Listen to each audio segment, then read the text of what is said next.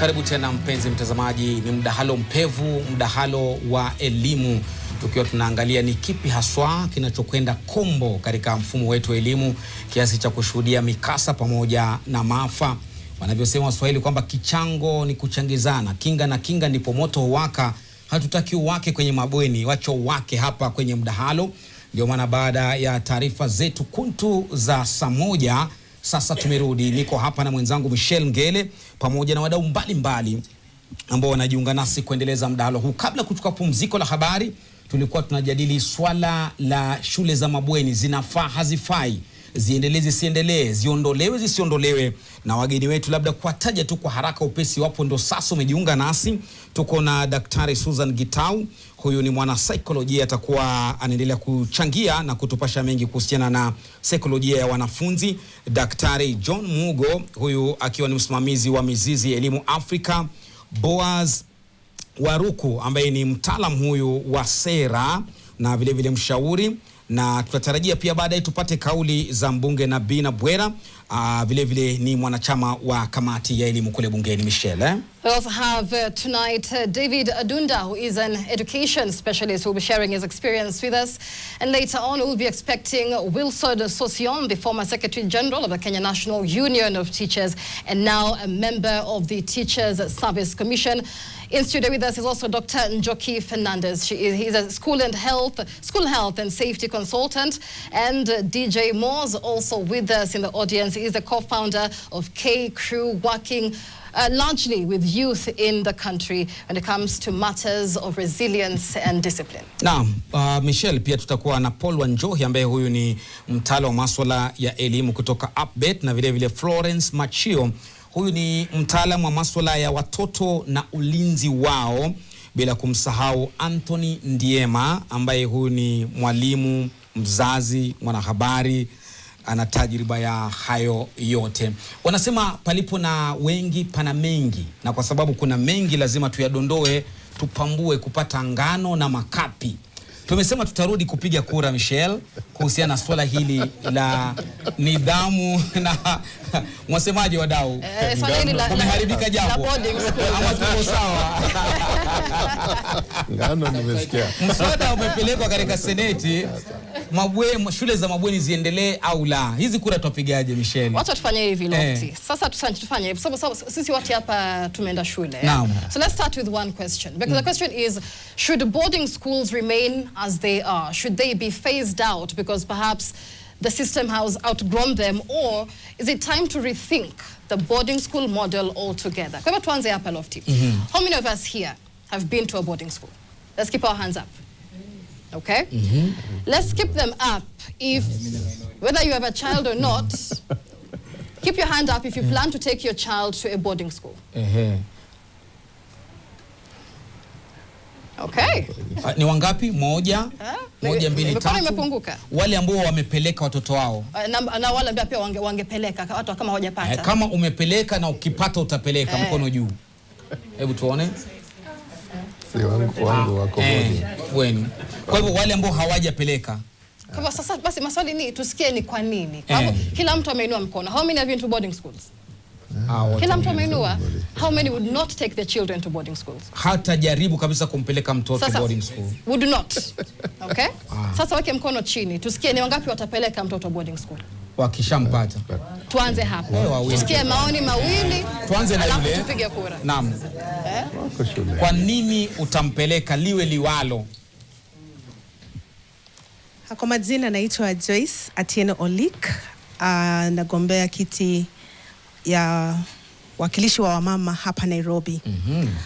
Niko na mtoto. Mtampa kura ama mtamnyima? Mtampa. Endelea. Nimeomba kura pia. Katika party ya UGM. Nitapeleka bado mtoto wangu shuleni, kwa sababu nikidanganya kwamba sitapeleka mtoto wangu shule ndakuwa ndajidanganya sasa hivi. Manake mashule yako pale, mabweni yako pale. Lakini kuna hizo structures ambao hazijawekwa sawa, ambao ningependa zitengenezwe. Yani kukuwa na itengenezwe vizuri. Kisha tengenezwa vizuri, sioni ni kwa nini nisipeleke mtoto wangu shuleni. Kama vitu zitakuwa sawa. Unataka ukarabati. Nataka ukarabati. Akirekebishwa uko tayari kumpeleka. Ukirekebishwa niko tayari. Bila kurekebishwa? Bila kurekebishwa bado nitafikiria tena. Nitakaa chini nifikirie, lakini ningependa haswa nipeleke mtoto wangu. Na kinachorekebishwa ni kipi haswa? Naam. Kuna vitu mingi sana. Moja wapo ni tumeona watoto wengi wanakosa nidhamu, hawana utovu wa nidhamu. For example, ukiangalia saa hii katika economy, fedha zimerudi, mapato ya fedha imerudi chini. So wazazi wameshinda wana struggle, hawana muda na watoto, So hawa watoto wamelelewa katika social media kama TikTok, kama Facebook, wanaona wazazi wako TikTok, wako Facebook, wako vitu kama hizi, hawana muda na hao. So katika hiyo harakati wanaanza kuingia katika mtandao, wanaanza kujifunza vitu ambavyo haiwafai kulingana na miaka zao. So utovu wa nidhamu unaanza hapo pole pole. Kwa hivyo kwa kifupi unasema shida si bweni, shida ni Facebook na TikTok. Shida la hasha, sijasema hivyo. Naona mikono inanyoka. Kuna mwingine hapa alikuwa amesema yeye atapeleka wake. Tumpatie mikrofoni hapo mbele tupate pia mchango wake haraka upesi. Kuna mmoja alikuwa amenyosha mkono. Asante kwa nafasi hii. Naitwa Sheila Raymond, nafanya kazi Mizizi Elimu Afrika. Mimi nilisoma shule ya boarding school, shule ya bweni, na pia nitapeleka wangu bweni wote, na niko na watoto bweni, wale ninasaidia wengi. Na sababu nitapeleka ni kwamba indiscipline inafanyika hata day school. Si bweni tu. So haimaanishi nikimpeleka day school hatakuwa na indiscipline, ama hiyo shule haitakuwa na indiscipline. Kuna shule mingi tu zenye zimekuwa na indiscipline cases na ni day school. So inalingana na vile namfunza nyumbani, na vile najiamini nimewafunza vizuri, wana tabia nzuri. Mimi nataka waende wakajitegemee, wajifunze mapema kuwa self independent. Sasa wakati yako boarding school, wewe unamfunza saa ngapi kama mzazi? Nasema kwa sasa nimemfunza vema, so akienda boarding school niko na imani atakuwa sawa, hatakuwa na indiscipline cases zenye tunaona sasa hivi, na ninaamini ya kwamba nimemfunza kwa kiwango kile, pia pressure haita muingia anapoenda bweni. Na reason ni kwamba nataka wawe self dependent, self independent, so that waweze kujifanyia vitu zao bila mzazi kuwa hapo karibu. Wajue Nairobi kwa sasa tumezoea washing machines, tumezoea kuwa na wafanyikazi nyumbani, so watoto hatuwapi nafasi ya kufanya hizi vitu mara mingi nyumbani. Lakini ukiwa na mfanyikazi ama msaidizi nyumbani, ni lazima afue nguo za mtoto. Si umwambie mtoto fua. Si lazima. Ama unataka aende akaambiwe na mwalimu fua. Mbona usimwambie wewe? Si lazima wanafua, lakini kumbuka hawawezi fanya ile kiwango ile nyako shule. Hakuna mtu hapo kabisa. Ni yeye anafanya kila kitu, akiamka anajua ni mimi na maisha yangu. So na hiyo ndio nataka kuwafunza, ili akitoka huko ajue ya kwamba hata kama kuna mfanyikazi nyumbani, hata mimi kama mwanafunzi ama mimi mwenye kama mtoto wa hii nyumba nafaa niamke nianze hii kazi na hii. Alafu reason nyingine ni kwamba ya mwisho huko katika shule ya bweni, kwa nini ninapenda ni kwa sababu inasaidia wale watoto, especially wale wanatoka sehemu za mbali, na hawana opportunity, hawana fedha za kutosha za back and forth, asubuhi nyumbani jioni shule, asubuhi nyumbani jioni shule, kwa sababu sisi wote tunataka national schools. Kenya kila mwanafunzi anataka national school. Na national school iko mbali labda na penye unaishi. So boarding tu ndio suluhisho. Kila county basi iwe. Kuna mbunge mwingine hapa naomba kuchangia, Madam Speaker, utamruhusu pale. Asante sana Bwana Lofty na wabunge wenzangu. Jina langu ni Mwalimu Evans Ogaga, nafunza hapa jijini Nairobi. Nafurahi tuna mwana saikolojia mahali hapa, na natumai wengi watakubaliana nami kwamba elimu ya mtoto huanzia tumboni. na hivyo Waswahili pia wakasema samaki mkunje angali mbichi. Kwa hivyo mimi bado ninasisitiza kwamba nikiwa na mtoto wangu nitampeleka kwenye shule ya bweni. Japo katika umri mchanga atakuwa akihudhuria shule za kutwa, ambapo atakuwa akienda shuleni na kurudi nyumbani akiendelea kupata mafunzo yangu kama mzazi. Na natumai wanabunge watakubaliana nami kwamba katika elimu ya mtoto kuna sehemu ambayo mzazi anastahili kutekeleza, kuna sehemu ya mwalimu, na mtoto mwenyewe pia afanye sehemu yake. Kwa hivyo mimi kama mzazi nitajukumika kumfunza mtoto maadili. Kwa hivyo ni umri gani labda kwa maoni yako anafaa sasa kwenda bwenini mtoto? Labda nikizingatia mtaala wa sasa hivi, kuna shule za msingi, kuna shule sekondari za mabweni ya awali, na vile vile kuna sekondari ya juu. Labda katika kiwango cha shule ya msingi, na pengine niseme anapokuwa katika sekondari msingi, katika umri huo mtoto huyo anaweza akawa nami, ambapo nitakuwa nikimfunza yale ambayo maadili pamoja na jinsi ambavyo anastahili kujukumika kama mtoto. Naam, anaposonga mbele naweza nikampeleka katika shule za bweni, ambapo pia natumai kule atakuwa anapata usalama wa kutosha, kwa sababu mimi nikiwa hapa mtaani nimeshuhudia visa vya ajali na pengine walagai wengi tu ambao wanakuja wanamlagai mtoto njiani mara nyumbani. Kwa hivyo unahisi kwamba shuleni bwenini ni salama kuliko nyumbani? Kwa maoni yangu ninaona kwamba shule za bweni kuna usalama wa kutosha, manake unajua sisi wazazi kila mara tutakuwa tukichimbua riziki hapa na pale, hatuna muda wa kutosha wa kuwa na watoto wetu. Naam. Kwa hivyo akiwa shuleni basi atakuwa salama kuliko nyumbani. Basi kabla tupige kura, sababu hoja zote tumezisikia, wazazi ambao wangepeleka watoto boarding, wale ambao kama DJ Soxy ambao hawatawapeleka watoto boarding. Soxy mwenyewe hakuenda boarding, hakuinua mkono hapa mbele hapa. Boarding. Walikuwa napelekwa na mabasi nyumbani.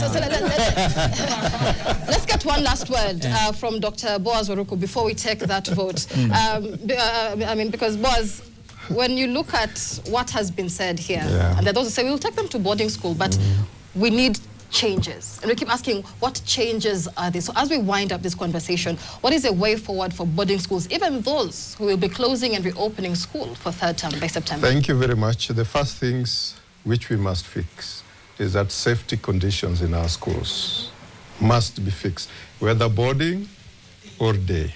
That one, and indeed, because the recommendations have been there for quite some time, including the fact that we need to, we don't need to have congested boarding facilities. You know, there must be spacing which is adequate. The infrastructure, the way they are supposed to be constructed and certified, that periodic reviews, so that in case of any calamities, then we know that they can be fixed. And I think here is where the Ministry of Education really needs to be on the spot, so that they activate their infrastructure for ensuring that there's always reporting on what is the status of these schools. Secondly, when we are now looking at the situation where we are pitting parents and teachers and saying, no, you are taking your children to school and you do not want to take responsibility. For me, the things that must safeguard our interest as a nation is that we are creating a generation that will be succeeding us. Every generation needs to be protected. And in fact, I would assume that those who opt to take their children to the boarding, I'm not saying you take them to boarding early. That could be part of the internship. Check maybe what others are doing, so that you get exposed. You are not just used to your mommy's or your daddy's cooking and environment. And even the intoxication that happens particularly in the environment. Look at how Kenya is structured.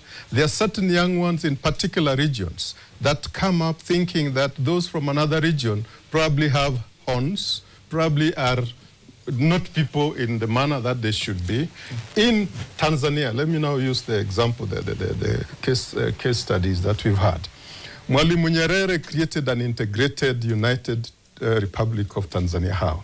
because beyond grade standard 7, every child had got a voucher that they'd use any transport to go to any school. In fact, when you landed in a school, you are not allowed to stay with the person you've come with from your region, so that there's that integration. I've interacted with so many of them who will tell you that we realized that the person who will actually safeguard your interest most is not necessarily from your area. So that cohesion, national integration and cohesion, it starts from those kind of lenses. If we continue in this country without education playing a critical role, I think even the parenting that we are doing, first, there's no manual for parenting. And indeed, for you to say now, this is wrong parenting, this is good parenting, you do not know. For those of us, probably who came from larger families, even within those families, you'll hear, you're told, don't go to so-and-so's house, you know? So you require to dismantle all these things. Let these young ones integrate, let them experience. What you're asking, ile ulimwengu, wafundishwe na ulimwengu wakiwa pale. So unaunga mkono kwamba mzazi amwambie mtoto wake usiingie ile nyumba, ama unataka aingie ndo wakatangamana? Nataka ingie. Lakini kuna nyumba zingine tayari tumeziweka alama ni mbovu, haziingiliki. Watoto wameharibika, wengine wanavuta bangi na tunawaona. Sasa hivyo unajua, akianza kufanya namna hiyo, kweli kabisa, yeye mwenyewe kulingana na maoni yake atakuwa akiona hapa ni pabaya. Let me give you an example. I think at times you can use examples very close to us. When my children, as they were growing up, there was a little boy who continued to organize his own birthdays. And one time, I realized that he had his own security and he stopped certain children. And I actually, one of those boys came to me and pleaded that I talk to them to allow him. So I called and said, then they say, uyo akona tabia mbaya.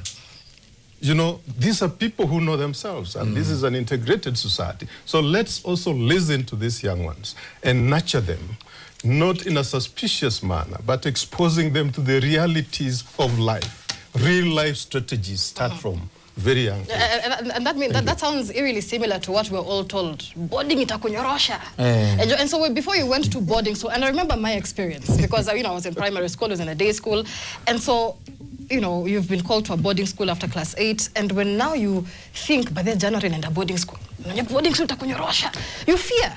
It's the first thing you do. You fear. And so I go in there with fear. Yeah. And so where do we draw the line between teaching our children resilience and exposing them to unnecessary adversity, as many of them have reported to be going through? I think when you say you are exposing them to unnecessary adversities, we are simply trying to overprotect them. It is good to expose these children in the various spaces that we have. We have so many social spaces. We have the religious institutions. The schools are part of it. We have the groupings and those, play groups that they do have. Indeed, listening to them, you'll get even the feedback from those areas. They'll tell you that here, even in school, because we've also had situations where even in those schools that we may also think are also safe, if they are not empowered to talk openly, to engage, then they could also be exploited. I think my sister and the historian here, Florence, told me about a process that had been initiated on safeguarding. Why? Because in that process, you find that in many of the places we think our children could be safe, if they are not also exposed and made to talk openly and engage amongst themselves as peers, but with also others who are mentors, counselors, professional ones, not just any other, then it becomes very difficult to eradicate some of this, because some of the, I'll say the parasites, the sexual predators, the exploiters and those who even torture the children, they are probably within some of those spaces. You must equip these young ones with the necessary skills. And first, you also must trust them. And the trusting them, I would bring in the dimension that you say, do also a 360 degrees, because our children can also be double-faced.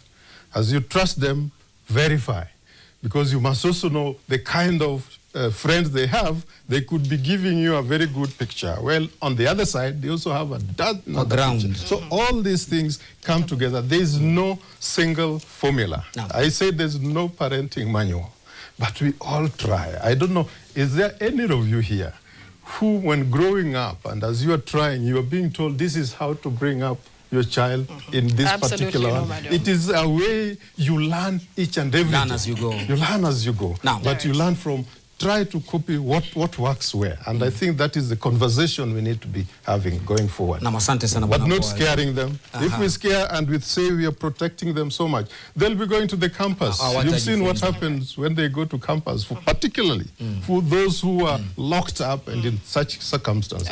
Expose this. Kabla kusikiza kwa walimu, manake naona kina bwana Wanjohi, walimu wengine pia wachanga wenyewe walibuliwa sasa hao ndo wanalinda watoto wasibu. Tutawasikia pia mfikiria tuwajui. Kuna walimu jenzi hapa wapo, walimu jenzi wapo lakini kwanza kabisa Daktari Mugo, naona umenyosha mkono kwa hii hoja kwa sababu kuna utafiti ambao tulifanya na ningeomba kunukuu, kwa sababu lile swala la utangamano wa makabila na hisia kwamba kabila langu my tribe is better than yours. So we did a study of comparing national schools, extra county schools, and then sub county schools. The assumption was those that go to national schools, the way Boaz is saying, we will get people from Turkana, from all the counties, and so their attitudes, this ethnicity and all that will be better than those that have more similar, or a majority tribe. And so we sampled our secondary schools nationally and we compared, and there's a publication. But the summary of it, ni kwamba, the difference is not big. That it doesn't make as big difference as we think. That has been oversold. And what I think our responsibility is to encourage parents. Mzazi, these things, the person that is best placed to teach your child, a person, mzazi, is not a teacher. He's not schools. He's not mixing people. He's not putting people in artificial environment where you are now supposed to love each other. And when you go home, the attitudes you are getting in your community and all that is different. So if we want to change this country, first of all, children have to grow with their parents. There are those places where a home, is not suitable, but those are not the majority. We have those cases where children have to travel very far, but also they are not the majority. We have cases where Alliance High School is favored by the same government that owns a smaller school. That's what we should fix. If every government school was the same, then I think all these stampede to schools, to go very far and all that. These attitudes, a parent, children learn through observation. Kama sasa kwa CBE, kuna 8 values ambazo zimewekwa: maadili, upendo, amani, uwajibikaji, responsibility, zipo pale. Lakini maadili hayafunzwi kwa ubao. We have to practice them for children to pick them. And the way DJ said, the way you teach your children is not sit here, I tell you. Is what you are doing day by day. They are observing. The way you are conversing with neighbors, if it is home, the way what adults are doing, that's where learning happens. It's not through teaching. So children ought to be with parents as much as that is possible. There will be circumstances where it's not possible. Let's address those ones. And actually, when we decongest the schools, those children that need protection and all that, we'll actually even be able to take care of them better. So that during the day, they are all in the schools and all that, and then at night, those that need protection are offered the protection. If, like one conversation in the university was the attaching enrollment to bed capacity. But when we disentangled those two, so that KU doesn't admit students based on capacity at dormitory. If schools were also to be that way, actually change could happen in a very rapid way. Naam, Michelle, naona mdahalo umenoga, umeingia tayari kwenye masuala ya parenting and discipline. Kwa hivyo nafikiri tumalize ile kura yetu alafu tuzame sasa kwenye mdahalo. Lakini mimi nakumbuka tukienda bweni sisi kama wavulana wanaume, sijui kama wenzangu watasemaje, sisi hatukuwa na eti dad sijui, lakini nasikia wasichana wakienda eti anaambia this is your mom. Tulikuwa na mimi mwenyewe nilikuwa school mom, nilikuwa mom. School mom. And let me tell you, it is very katoto kenzako sasa ukalee. Sasa Joja yeye ameingia form 1, amefika form 2, form 3. Sasa ukiwa daughter now. Anakuambia sasa mimi siku ya kwanza nikaenda nguo zote zikaibiwa. Yeah? On the very first day. So na school mama kaja akaniambia usijali, usilie, nikukamsha uamke. Akifika usiku akaja akanyamsha saa 6 usiku ndo mamako sasa huyo. Mamangu. Tukaenda huko nje, watu wameweka nguo, tukaanua. Kaniambia ulikuwa na shati ngapi? Nimesema nilikuwa na 5, chukua 10. Unachukua, unaingiza. Sasa mimi nimechukua sketi 5, usijali tuko nazo. Chukua fulana 4, 5. Tukachukua, tukaenda. Mwingine aje ajipange. Kesho yake nikavaa nguo. So inasaidia jamani. Wavulana mlikuwa na dads. I think boys schools should adopt it. Ama mlikuwa kivyenu mlikuwa na dads. Na mtupige ile kura Michelle. Kwa hivyo nafikiri tupige kati ya tuondoe mabweni ama tusiondoe. Naam. Chukua microphone kabla ya kura. Kabla upige kura. Hoja ya nidhamu hiyo. I think the question we should be asking is and I wish the senators had brought this in the floor of the House. Not about phasing out boarding schools or whatever, but how do we make our schools safe? That should have been the thing that is on the floor of the House. Not facing off, because we're just facing off a problem. Make the schools safe. That way, whether I choose to go to boarding, I go to day school, it doesn't matter. The school is safe. Huo ndo mjadala tunafaa kuwa. Sasa nadhani huu ndo ujumuishaji na ushirikishwaji wa umma ambao unahitajika, public participation, kabla ule mdahalo kule. Kwa hivyo ni wangapi wanasema shule za mabweni ziendelee? Manake seneti natazama kwa sasa. Tuanze hapa. Ziendelee. Kura ngapi hizo Michelle? Kidogo sana. 1, 2, 3, 4, 5, 6, 7, 8, 9, 10, 11, 12. Watu 12 wanasema zifanye nini? Ziendelee. Wale ambao wanasema shule za mabweni ama mabweni yaondolewe, watu waende shule warudi nyumbani, tuone kwa mikono. Mimi nimeabstain. Hata wewe? Haya, 1, 2, 3, 4, 5, 6, 7, 8, 9, 10, 11, 12, 13, 14, 15, 16, 17, 18, 19. The nays have it. 19. As may of the contrary opinion say, nay. The ayes have it. I love to rigging elections. Usitubie kura. Nisibe kura. Abstain hapa. Abstention. I have abstained for the same reason. Nimeona kuna kura kama sababu hiyo swali ni it is a wrong question. Because we are avoiding to do what we need to do. Ensure that our schools are safe. Ensure that every child in this country, zamani ukipanda basi unajua hakuna mtu ataku abduct. You will get home safe. So even the ones who go to school during the day, they are not safe. So make Kenya safe for children. We have not made Kenya safe for children in whichever way format. So whether in school or not in school. Why do you think it's been so difficult, very briefly, for instance, to implement the task forces? I mean, the task force reports we've had, task force after task force. So we keep saying we need to do, but we've already seen these recommendations for 30 years. What needs to be done? Those who need to do are not doing. Leadership. Because we have the task forces, you have the budgets to do it, and then you don't do it. You just refuse. For me, it is just refusing to do what you need to do. The Ministry of Education needs to ensure that the schools are safe. It is wao lazima waajibike. So if we remove that responsibility from them, because when I release my child to school, I've released it to the Ministry of Education. They're the ones who know when a child moves from point A to point B. So kuna name is number, I don't know, whatever that number is. They know when a child moves from one school to another. They should know whether my child is safe or not and put the safeguards that they know should be there for all children. Michelle, kwa sababu tumeingia kwenye mdahalo wa wazazi na nidhamu, Dr. Susan nitakuja kwako, lakini nafahamishwa tusikize walimu wenyewe wanasemaje. Manake tumewapatia mzigo walimu kwa muda mrefu. Kila mtu hapa akisema ni kwamba nilipeleka mtoto wangu ili nikatafute kibarua. Nilipeleka mtoto wangu kwa mwalimu. Siku hizi vinapelekwa kwa mpaka mwaka mmoja unusu. Michelle, walimu. Haya, umeona pale mikono ni mingi ya walimu. Mwalimu wewe, atupate hoja yako. Thank you so much. At least you've given us another opportunity. I really agree with all the people who have spoken, have said. Because if you look at them critically, they go back to the aims and objectives of education as per the guidelines of the Ministry of Education. She talked about the resilience.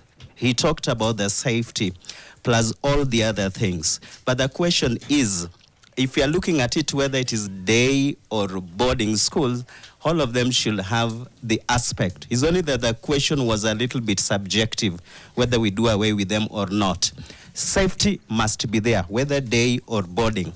Secondly, we must also ask ourselves, sometime back, I might not be a Gen Z, but I'm a millennial, but not far away from that. We used to have minimal strikes in schools. What is it that have changed? Could be some of the things which were taking place then are no longer happening. Have we questioned? Have we interrogated? I love the fact that someone has talked about the Ministry of Education. Are we doing what we are supposed to do?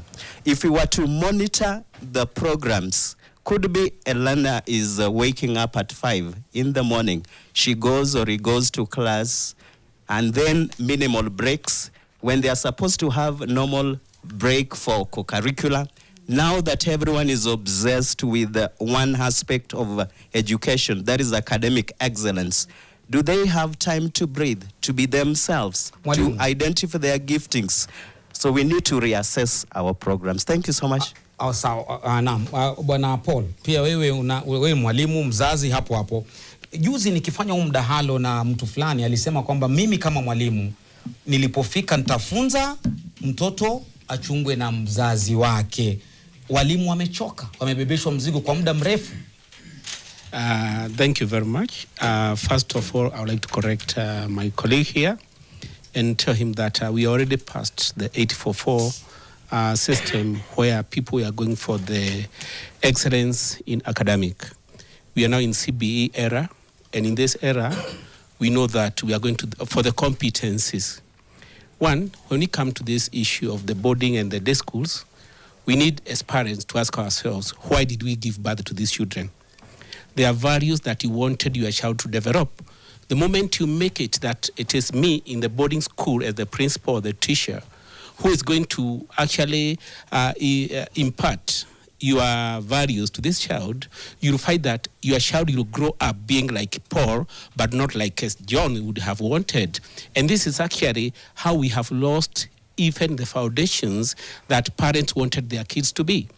However, when we took the vote, I abstained because when we come to the issue of the boarding and the day schools, we can say that it is conditional. For our brothers and sisters who are in the pastoral community, those ones we can understand their status. Our brothers and sisters who are in the armed forces who keep on moving from one position or maybe station to the other, we can understand. But for the ordinary parents, I would say that it is the responsibility of each and every parent to bring up their children and to follow up how they are growing and developing. Otherwise, we should never at any one time take our responsibility to another person. If that's the case, let us not give birth to children. Mikono ni mingi lakini tunaomba tuchukue pumziko. Kabisa kweli. And of course from these conversations, especially on boarding school, it's clear that now the conversation isn't simply whether boarding schools should stay or go. It is how we ensure that every learner is in an environment where they are safe, where they feel safe, and most importantly, that they are heard. And later on, our colleague Ben Kittil will be sitting down with representatives from government, including the National Assembly Education Committee, on the question question of accountability. Why have all these task force recommendations not been implemented, and who should be held accountable? We take a break here on this conversation. When we come back, we focus on the role of parenting and discipline in this conversation on Schools Unrest. Do stay with us.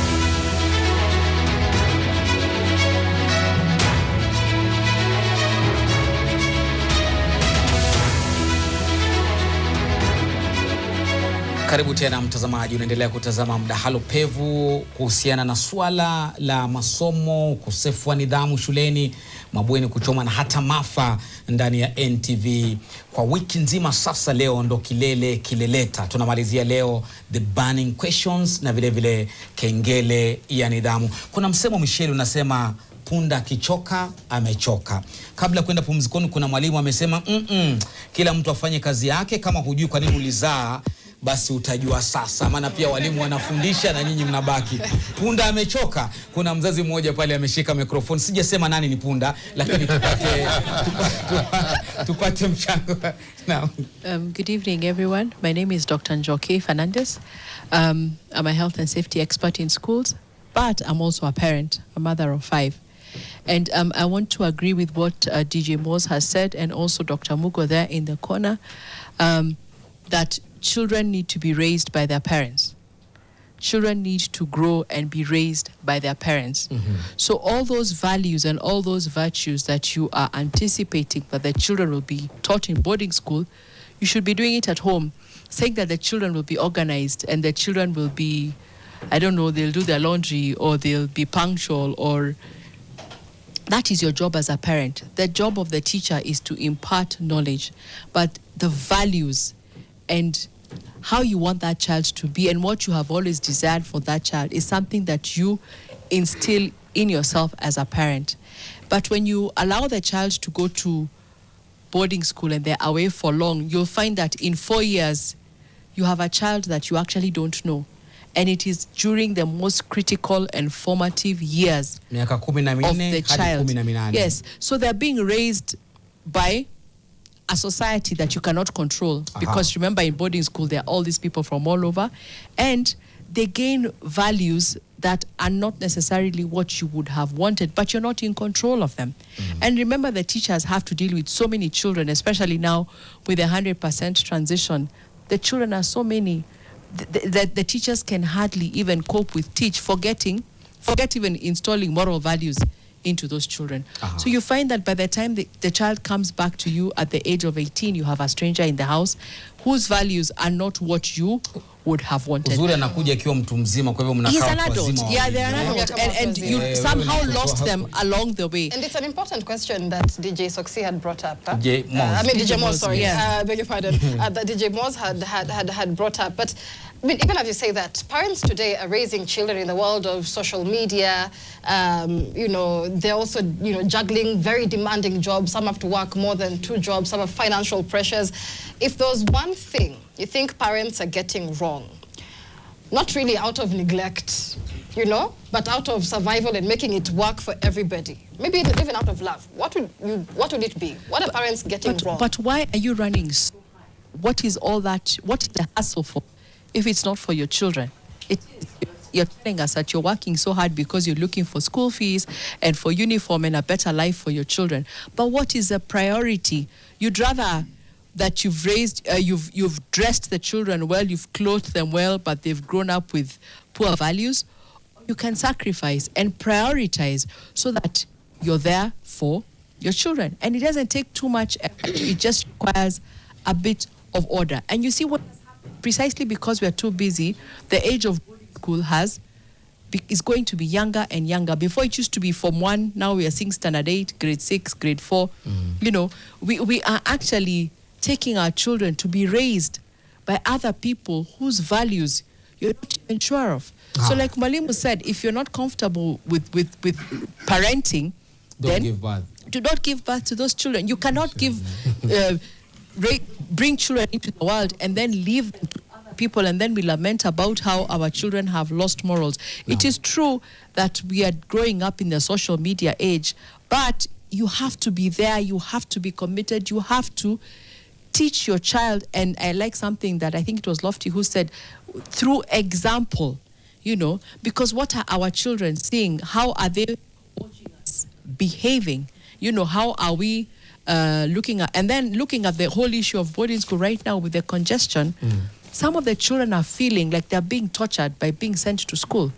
If you're going to school where you have to struggle to survive, you have to struggle to eat, you have to struggle to shower, everything is a fight. And like someone else said, most of us, thanks be to God, have got a slightly better circumstance. So they come from very good homes to go and struggle in school. Now, so why are we torturing these children? That is why they are saying they want to go home. That's why they are banning the school, because schools are not supposed to be concentration camps or places of torture for our children. Shukran sana, tumeipata hoja yako.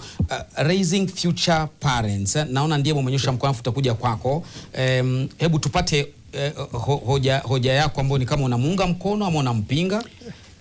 Nitasema mambo mawili tu kwa haraka. Number one, people who are in their sunset years, when they look back, they don't talk about the wealth they made and the houses they built.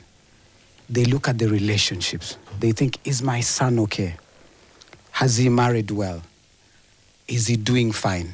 Is he working well with his people?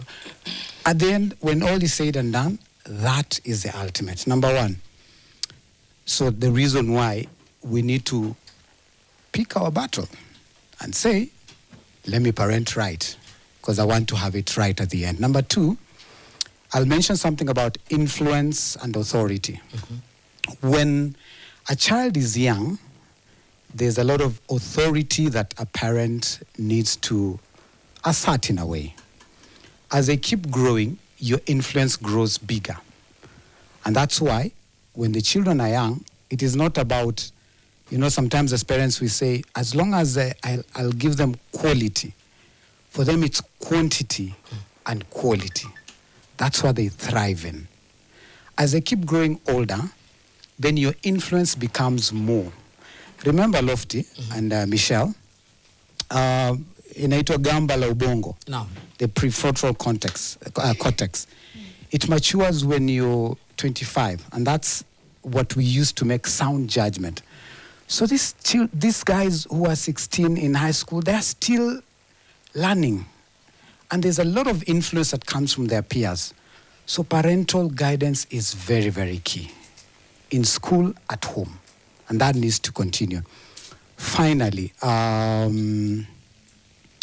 when we think about parenting in general, and when we think about how to walk with them this particular journey, let me mention that even as we think about schools,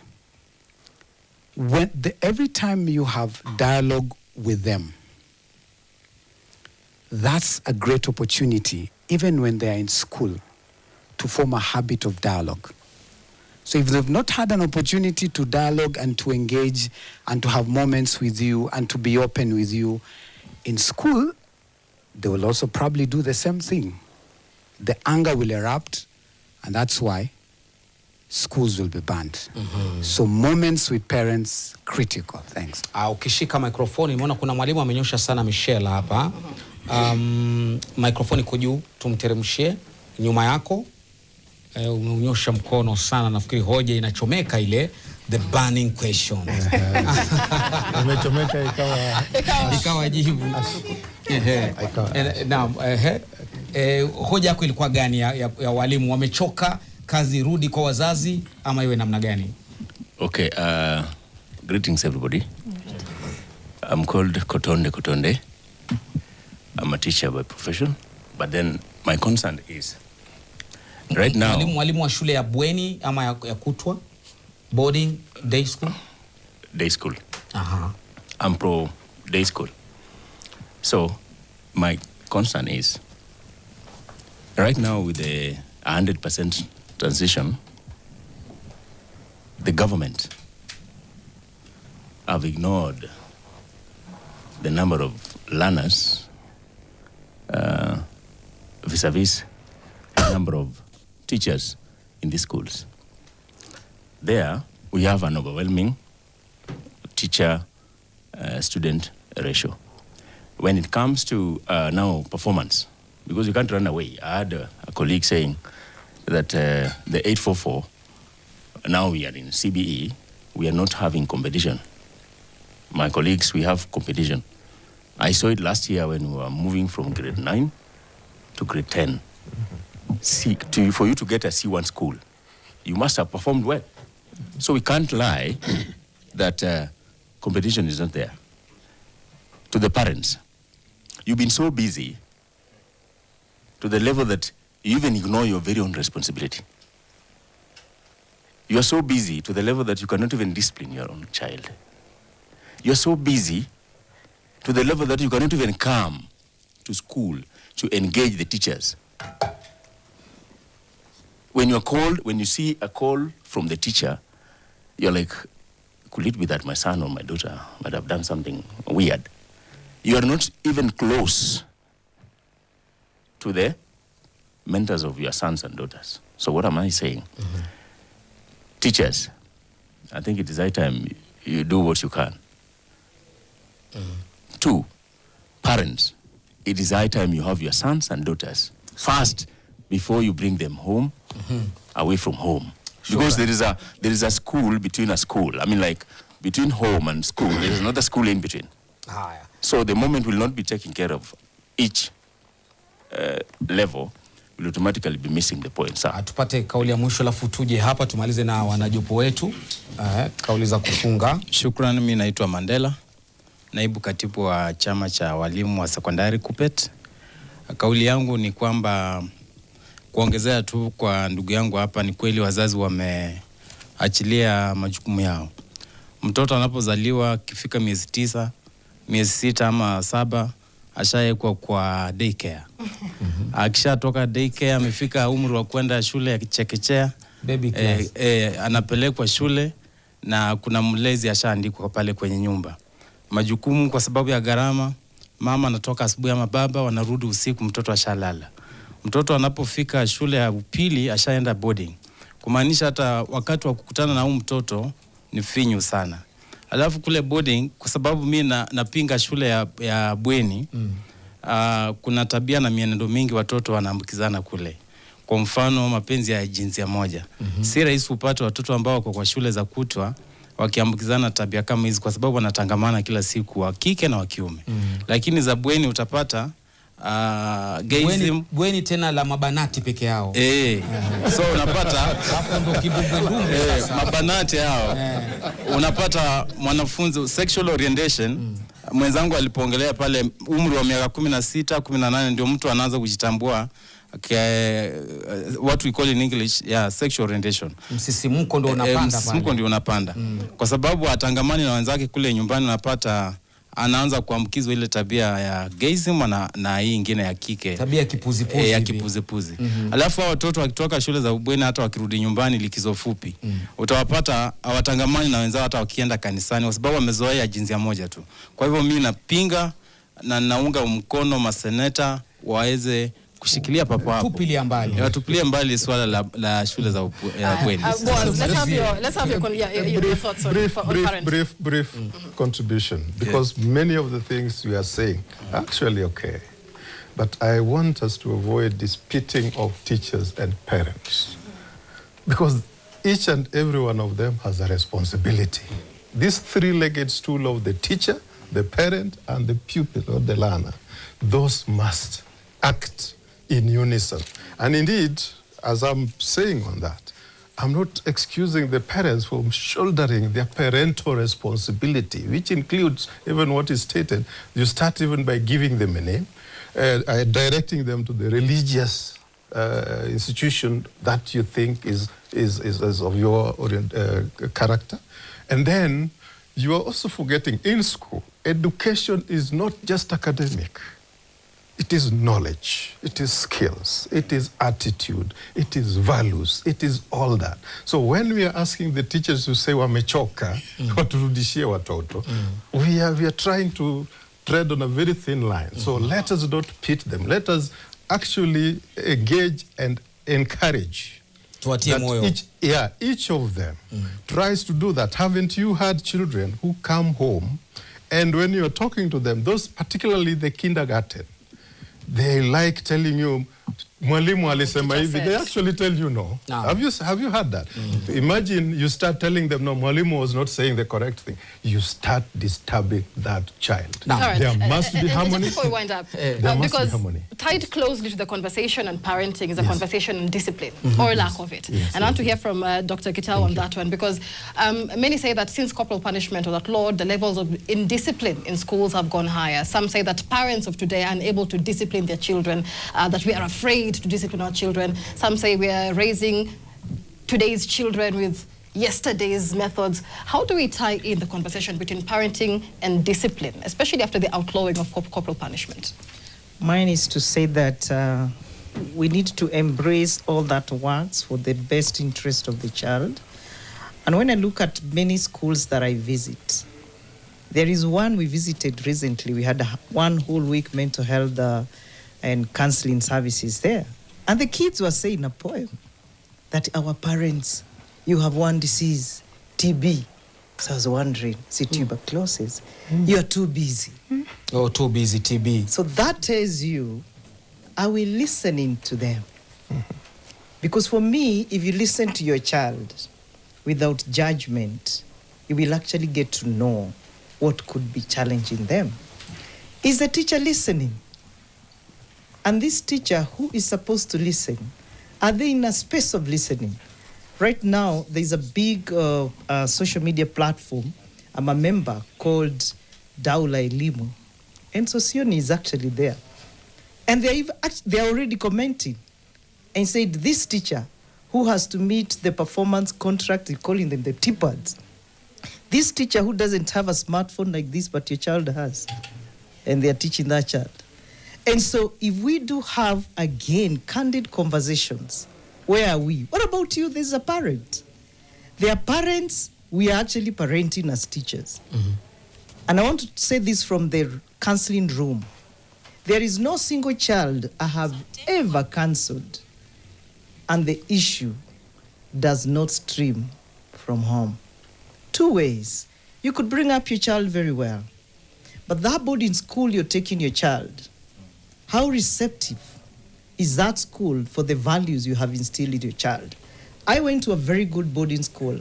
I don't want to mention it because I don't want to market anyone here. But this school that was very good, I never saw any corporal punishment. Those years, 1987, 1990s, when I left and went to University of Nairobi. But when I went to campus, I was like, I'd rather be back in that boarding school. However, in that school, I felt very serious separation anxiety. And I want to tell you, our children that you are actually name calling, they are lesbians and gays. You'll be so shocked. That mother you were given those days, today could be a different mother. That father you're given in these days in a school is different from the fathers. When I say fathers, is that mentor, is that peer educator that children are having today? I want to say something also. If the parent... 5 seconds, Dr. Great. If the parent knows your child has a problem, kindly let the teacher know. Let the teacher know. And when I say vulnerability, how vulnerable are we? As a parent, is it possible to tell the teacher, I'm struggling this way? Is it possible for the child to say freely, mwalimu, niko na changamoto hapa. Kwa hivyo mimi nasema kama nchi ya Kenya, tuweze kuongea kiwazi na tuchunge maswala ya mtoto wetu. Sadakta Michelle, kuna bwana anaitwa Daudi Mwangi hapa anasema, I love this discussion. We are lodging the parenting between the teachers and the parents. We are sure of where we are. Alafu kuna mwingine anasema, anaitwa Musyoki Paul, anasema, as you speak Lofty na Michelle, kuna shule Machakos is on fire. Wow. Hatujathibitisha, ameandika kwenye mtandao wetu. Jumbe ni nyingi mitandao lakini hatuwezi kusoma zote. Endelea Hashtag ni the burning questions na nini? Kengele. Kengele ya nidhamu. Baadaye utaendelea mdahalo na nani, Michelle? Oh, thank you so much for this. Later on, Ben Kitili will join the conversation as we look to accountability. After all has been said and done, we need accountability. Speaking to representatives of Parliament, including the National Assembly Education Committee, as well as several other government stakeholders on what needs to be done to reduce the levels of school unrest we are witnessing in the country. Many thanks for following this live town hall. It will continue right after the 9 p.m. bulletin. Ben Kitili is up next. Hatuwezi kuwataja majina, lakini angalau jipigieni makofi tu, alafu tutakuchangia mdahalo vizuri. Tukutane baada ya habari za saa 3 papa hapa. Mdahalo unaendelea. Kweli kabisa.